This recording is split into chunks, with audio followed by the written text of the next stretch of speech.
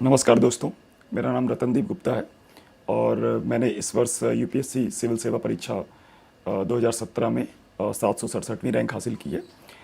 इस वीडियो में मैं अपनी वैकल्पिक विषय जो मेरा हिंदी साहित्य था उसकी स्ट्रेटजी के बारे में डिस्कस करूंगा। सबसे पहले तो मैं ये बताना चाहूँगा कि मैंने अपने पिछले 3 अटेम्प्ट्स में ज्योग्राफी को ऑप्शनल रखा था और ज्योग्राफी ऑप्शनल रखकर मैंने एक इंटरव्यू और एक मेंस दिया। लेकिन मैं बहुत कंफर्टेबल नहीं हो सकता ज्योग्राफी में और फिर मुझे लगा कि शायद मुझे अपना वैकल्पिक विषय चेंज करने की ज़रूरत है और फिर मैंने हिंदी साहित्य को अपने वैकल्पिक विषय के रूप में चुना। वैकल्पिक विषय चुनने के पीछे मेरे जो फैक्टर्स थे वो ये थे कि हिंदी साहित्य का विषय का रुचिकर होना, सिलेबस कंपेटिवली छोटा था या फिर ऐसा था कि जिसको आसानी से 3-4 महीनों में कंप्लीट किया जा सके और इसके अलावा ये स्कोरिंग भी है। मेरा कोई हिंदी साहित्य का बैकग्राउंड नहीं रहा है। मैं ह्यूमैनिटीज़ का स्टूडेंट ज़रूर रहा हूँ, लेकिन हिंदी साहित्य मैंने 12th तक पढ़ी है। उसके बाद से मैंने अपने ग्रेजुएशन और पोस्ट ग्रेजुएशन में हिंदी साहित्य नहीं लिया है। इस लिहाज से एक कठिन निर्णय था। लेकिन यूपीएससी में जो प्रश्न आते हैं और जिस प्रकार से हिंदी साहित्य में अंक आते हैं और जिस प्रकार में जो एक पढ़ने में एक स्वतः रुचि उत्पन्न होती है, उसको लेकर मैंने इसको लेने का निर्णय लिया। विशेष रूप से मैं हिंदी माध्यम के छात्रों को कहना चाहूँगा कि वो वैकल्पिक विषय लेने से पहले एक बार हिंदी साहित्य पर विचार अवश्य करें। मेरी जो रणनीति रही हिंदी साहित्य को तैयार करने की, उसे मैं 2 भागों में विभाजित करना चाहूँगा। पहला भाग है कि मैंने पढ़ा कैसे और दूसरा भाग है कि मैंने लिखने की प्रैक्टिस कैसे की। पढ़ने के लिए मैंने बेसिकली दृष्टि संस्थान के नोट्स थे, उसको कम्प्लीटली फॉलो किया। मैंने उन नोट्स को कई बार पढ़ा और उनको जो मार्जिन्स थे, उन मार्जिन्स पे उनके जो शॉर्ट नोट्स थे, उनको मैंने छोटे छोटे बिंदुओं में लिख लिया। दूसरे बार में मैंने क्या किया कि पिछले वर्ष के प्रश्न पत्र लिए और पिछले वर्ष के प्रश्न पत्र लेकर आप देखेंगे कि कई प्रश्न ऐसे होते हैं जो इंपॉर्टेंट एरियाज़ के होते हैं, जो बार बार रिपीट होते हैं। मैंने उन प्रश्न पत्रों के आधार पर ये डिसाइड किया कि हाँ, ये एरियाज़ ज़्यादा इंपॉर्टेंट है और उन एरियाज़ के बहुत ही संक्षिप्त नोट्स बनाए और उसके बाद उन नोट्स को बार बार दोहराता रहा।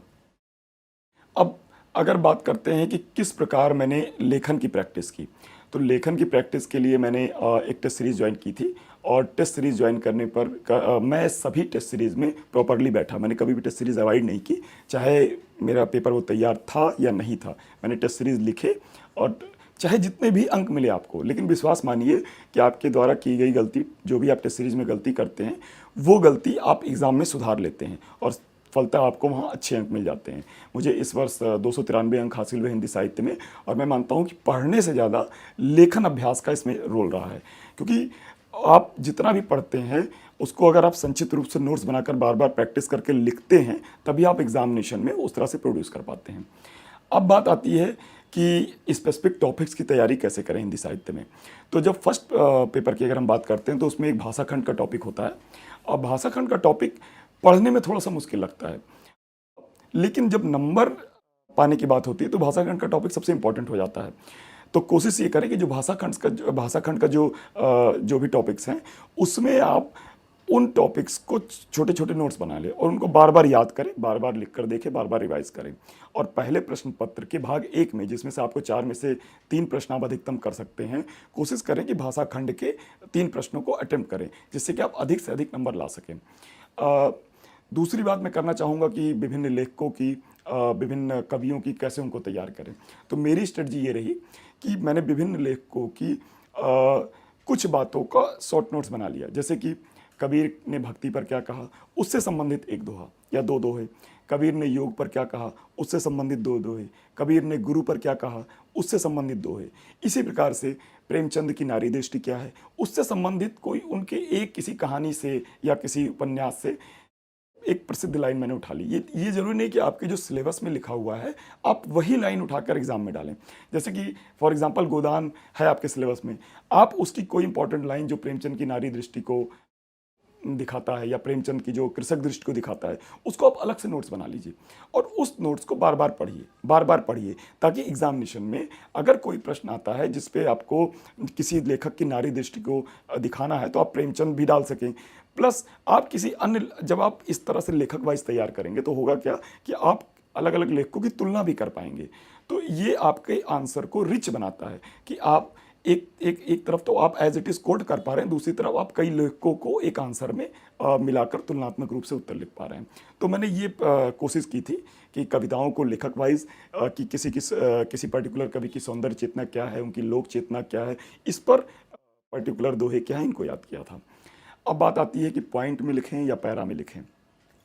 देखिए, अगर भाषा खंड की बात है और प्रश्न कुछ ऐसा पूछा गया है कि अवधि की 5 विशेषताएं बताइए, तो आप सीधे सीधे इनको पॉइंट्स में लिखें। इससे क्या होगा कि आप टू द पॉइंट लिख पाएंगे और आपका समय बचेगा और आप ज़्यादा अंक हासिल करने के योग भी बन पाएंगे। लेकिन अगर किसी बात पर ऐसी ऐसी बातें पूछी गई हैं कि फला का समालोचनात्मक विवेचना कीजिए, आप समालोचनात्मक विवेचना को आप पॉइंट्स में ना लिखें तो बेहतर है। उसको आप एक बार उनके पॉजिटिव पार्ट को लिखें, एक बार जो उससे निगेटिव पार्ट है उसको लिखें और बाद में अपना स्टैंड दें। और एक बात और है कि व्याख्या खंड को कैसे करें। देखिए, व्याख्या खंड को करने के लिए 5 व्याख्याएं आपको लिखनी होती हैं। आप कोशिश करें कि पूरा 2 पेज भरने की कोशिश ना करें, क्योंकि व्याख्या खंड पहला प्रश्न होता है, तो हम अच्छा लिखने के चक्कर में ऐसा होता है कि हम उसको 2-2 पेज लिखते हैं और बाकी के प्रश्न हमारे छूटने लगते हैं। तो कोशिश करें कि 1.5 से पौने 2 पेज में आपको जो है व्याख्या कंप्लीट कर लें। मेरी स्ट्रेटजी रही कि मैंने संदर्भ और प्रसंग एक साथ लिखा, व्याख्या जो है उसको लिखा, लेकिन विशेष जो होता है व्याख्या का उसको अवश्य लिखा। विशेष में फॉर एग्जांपल जैसे मान लीजिए कि आ गया गुरु गोविंद दो खड़े काके लागू पाए, बलिहारी गुरु आपलो जिन गोविंद दियो मिलाएं।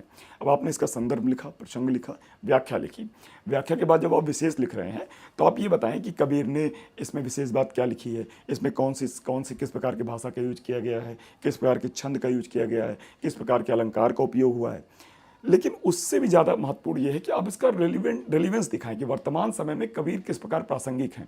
जैसे कि मैंने एक टेस्ट सीरीज में, मुझे याद है, इस तरह का एक उत्तर लिखा था जिसमें लिखा था कि वर्तमान समय में जब शिक्षा व्यवसायीकरण की ओर जा रही है, जब शिक्षा को एक आर्थिक आय का साधन बना दिया गया है, ऐसे समय में और जब अनेक धार्मिक गुरुओं के खिलाफ अनेक आपराधिक मामले देखे जा रहे हैं, ऐसे समय में कबीर ने समाज को एक नई जीवन दृष्टि देने की कोशिश की। उन्होंने शिक्षक को गोविंद अर्थात भगवान के समकक्ष बताया। तो ये बात आप उसको जब एक समसामयिक घटनाओं से जोड़ेंगे तो आप ये दिखा पाएंगे कि किस प्रकार हिंदी साहित्य रिलेवेंट है, किस प्रकार वो समाज को और जीवन को नई दृष्टि दे रहा है, और निश्चित रूप से ये आपको अच्छे अंक लाने में सहायक होगा। तो ये बात ये रही स्ट्रेटजी व्याख्या लिखने की। इसी प्रकार प्रश्नों में भी आप कोई भी प्रश्न लिखें, जैसे कि प्रेमचंद की दलित चेतना।